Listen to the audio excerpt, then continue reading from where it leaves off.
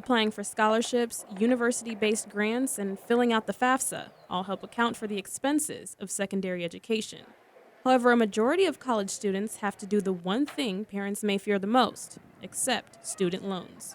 They suck. Kind of a lifesaver, though.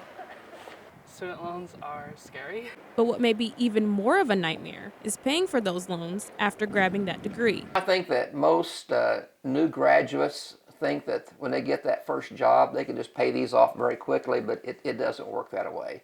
You know, as any new family, especially if kids come along, it's very expensive for a young couple to pay some of these bills off, and they can't make it. They just can't pay all their living expenses and pay some of their student loan debt at the same time. Consumer Credit Counseling Service does charge a small fee for student loan counseling, but haven't had much luck with customers.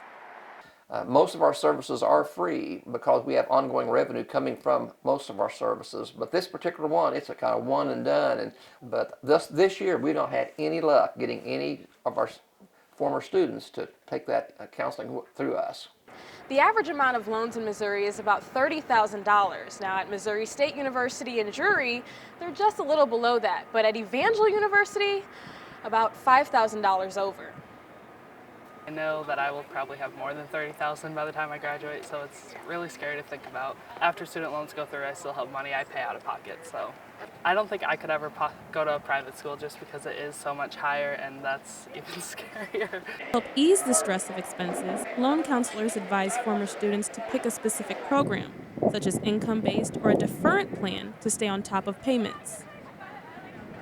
Contact your servicer.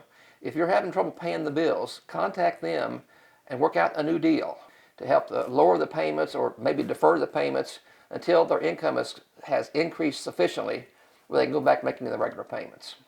In Springfield, I'm Intisar Faulkner.